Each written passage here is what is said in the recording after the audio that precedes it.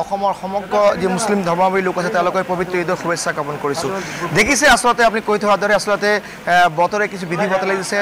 আজি দুদিনৰ পৰা নেৰেৰে পৰা বৰষুণৰ বাবে আচলতে ধুবুৰী যি সমূহীয়া নামাজৰ ব্যৱস্থা কৰা হৈছে ধুবুৰী ঈদগাহ মাঠত আচলতে প্ৰায় 10,000ৰ অধিক লোক একেলগে সেই নামাজ আদায় কৰে। কিন্তু যিহেতুকে বতৰ বিধি বতৰাই দিছে পানী ভৰি গৈছে তাৰ কাৰণে আচলতে এই ঈদগাহ কমিটিসকলে আচলতে ধুবুৰী বিভিন্ন যি জামে মছজিদ আছে জামে মছজিদত নামাজৰ ব্যৱস্থা কৰিছে। এই মুহূৰ্তত মই যি ঢাকা আচলতে ক'ব লাগিব যে ঈদগাহ মাঠৰ সন্মুখতে যি জামে মছজিদ আছোঁ ইতিমধ্যে ইয়াত ইমামে নামাজ পঢ়াইছে আৰু মৌলানা তৌফিকে আচলতে এই সমূহীয়া নামাজ আদায় কৰাব আৰু ইতিমধ্যে সকলে দেখুৱাইছে দৃশ্য আৰু খন্তেক মুহূৰ্ত আৰু কিছু সময়ৰ মুহূৰ্তে আচলতে নামাজ আৰম্ভ হ'ব। ইতিমধ্যে সকলে ইয়াত সাজু হৈছে। আমি দেখুৱাইছোঁ দৃশ্য পোনপটীয়া সম্প্ৰচাৰ ইয়াৰ মছজিদৰ ভিতৰত পোনপটীয়া সম্প্ৰচাৰ দিয়ে আমি পোনে পোনে সেই যি নামাজৰ দৃশ্য দেখুৱাবলৈ যত্ন কৰিম।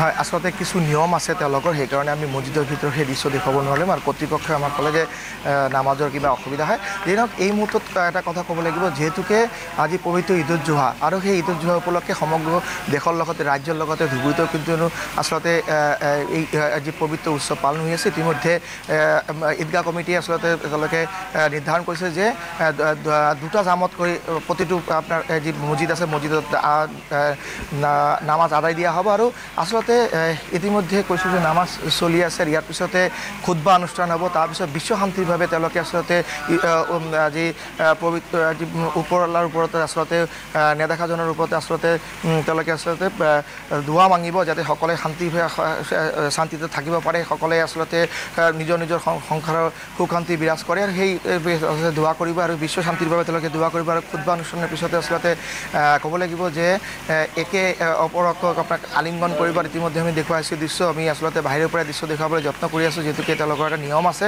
মছজিদৰ ভিতৰত আমি হ'ব নোৱাৰি, যাৰ কাৰণে আমি সেই বস্তু যি মছজিদ নামাজৰ দৃশ্য আমি দেখুৱাইছোঁ। ইয়াত ধুবুৰীৰ পৰা পোনপটীয়া সম্প্ৰচাৰ দেখুৱাই আছোঁ। আচলতে ক'ব লাগিব যে বৰষুণৰ বাবে এই ধৰণে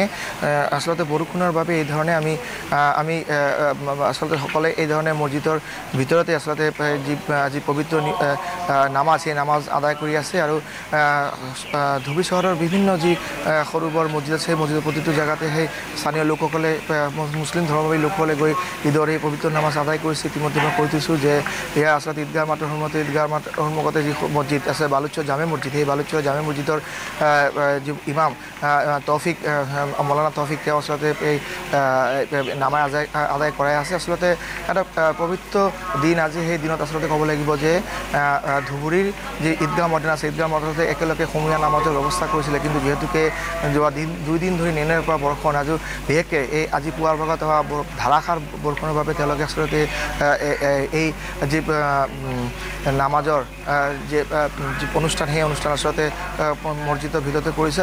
ইতিমধ্যে কৈছোঁ যে আমি বালুচৰ জামে মছজিদ ধুবুৰী বালুচৰ মছজিদ উপস্থিত হৈ আছোঁ। ইয়াত আচলতে মুছলিম ধৰ্মৰ লোকসকলে ইয়াত নামাজ আদায় কৰি আছে আৰু তাৰপিছতে আচলতে খুতবা অনুষ্ঠান হ'ব। এই খুতবা অনুষ্ঠানতে আচলতে বিশ্ব শান্তিৰ বাবে ইয়াত প্ৰাৰ্থনা কৰা হ'ব, সকলোৱে যাতে সুখে শান্তিতে একেলগে বসবাস কৰিব পাৰে।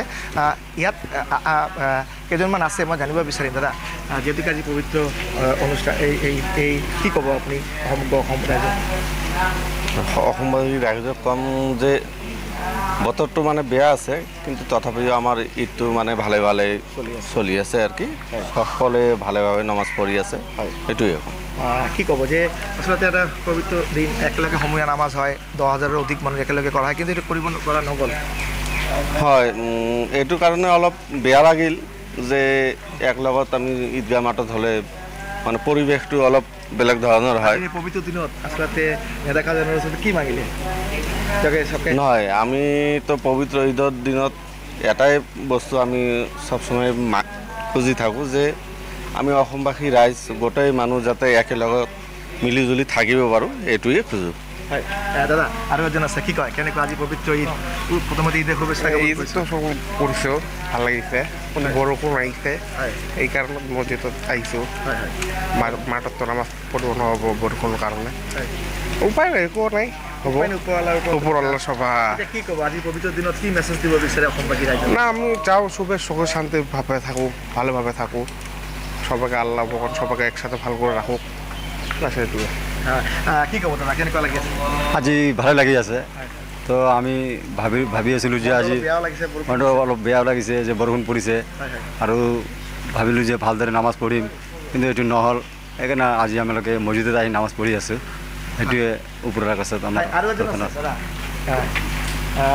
দাদা ঠিক আছে, আৰু এজনে দাদা আপোনাৰ পৰা জানিব বিচাৰিম, যিহেতুকে আজি পবিত্ৰ নামাজ অসমীয়া কথা ক'ব নোৱাৰোঁ। ठीक है सर, अभी जी भाषा को है हिंदी दिखे। हिंदी में बोलिए ना, कोई बात नहीं। क्या बोल रहे हैं? आज मौसम बहुत ख़राब है, बारिश हो रहा है। दिल्ली से आया था इधर ईदगाह माठ में नमाज़ पढ़ने के लिए, लेकिन मौसम की वजह से, बारिश की वजह से नमाज उम्मीद में पानी फिर गया। मस्जिद में नमाज़ हो रहा है, बारी से हो रहा है, दिक्कत हो रहा है। क्या बोलिएगा इस पवित्र खंड में? सबको मेरी तरफ से ईद मुबारक, बहुत बहुत शुभकामनाएं, धन्यवाद। আমি দাদা কেনেকুৱা আজি পবিত্ৰ ঈদ? আসসালামু আলাইকুম সমগ্ৰ দেশবাসী, ইয়াৰ লগতে মই পবিত্ৰ ঈদুল আজহাৰৰ শুভেচ্ছা জ্ঞাপন কৰিছোঁ। আজি ভালে লাগিলে। আমি ঈদৰ নামাজ পঢ়িবৰ কাৰণে আমাৰ ওচৰৰ মছজিদ বালুচৰ জামিত নামাজ পঢ়িবৰ কাৰণে আহিছোঁ, কিন্তু আশা আছিলে যে আমি ঈদগাহ মাঠত নামাজ পঢ়িম, কিন্তু বৰষুণৰ কাৰণে আমি নামাজ আদায় কৰিব পৰা নাই। আমাৰ ইয়াতে নামাজ চলি আছে, দুটা জামাতৰ ব্যৱস্থা হৈছে।